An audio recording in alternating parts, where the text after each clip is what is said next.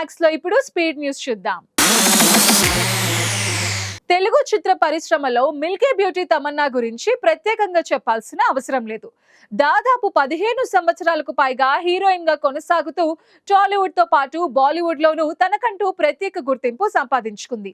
కథానాయికగా మాత్రమే కాకుండా ఐటమ్ సాంగ్స్ లో కూడా తనదైన స్టైల్ తో ప్రేక్షకులని ఆకట్టుకుంది. అయితే రీసెంట్ గా ఓ ఇంటర్వ్యూలో తమన్నా తన కెరియర్ లో ఎదురైన ఒక చేదు అనుభవాన్ని బయటపెట్టింది.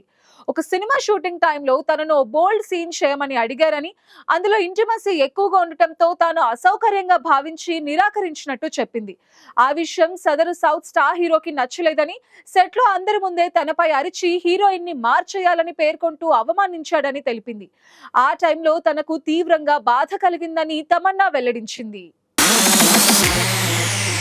యష్ హీరోగా రూపొందుతున్న టాక్సిక్ సినిమా టీజర్ చుట్టూ అలుముకున్న వివాదం రోజు రోజుకి ముదురుతోంది. ఈ నేపథ్యంలో censor board chairman Prasoon Joshi స్పందించారు. ప్రస్తుత సిచ్యువేషన్స్ లో ఈ అంశంపై తాను ఎలాంటి వ్యాఖ్యలు చేయలేనని తెలిపారు. ఈ సందర్భంగా డిజిటల్ మీడియా కాంటెంట్ పై ఆయన కీలక వ్యాఖ్యలు చేశారు. టాక్సిక్ టీజర్ వివాదంపై ఈ దశలో తాను వ్యాఖ్యానించలేనని పేర్కొన్న ఆయన, యూట్యూబ్ వంటి డిజిటల్ ప్లాట్ఫామ్స్ లో కనిపించే చాలా వీడియోస్ కి సెన్సార్ సర్టిఫికేట్ ఉండదని తెలిపారు. అవి తమ పరిధిలోకి రావని స్పష్టం చేశారు. విజయ్ సేతుపతి, పూరి జగన్నాథ్ కలయికలో రూపొందుతున్న చిత్రానికి సంబంధించిన టైటిల్ ని మూవీ టీమ్ అఫీషియల్ గా అనౌన్స్ చేసింది.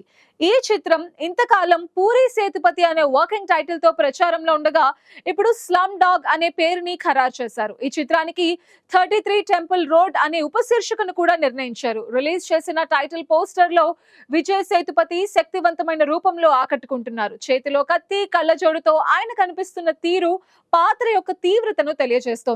చిత్ర బృందం పోస్టర్ ని పంచుకుంటూ మురికివాడల నుండి ఎవ్వరూ ఆపలేని పెను తుఫాను రాబోతోంది, అది అత్యంత భయంకరంగా ఉండబోతోంది అనే వ్యాఖ్యతో సినిమాపై ఆసక్తిని మరింతగా పెంచారు.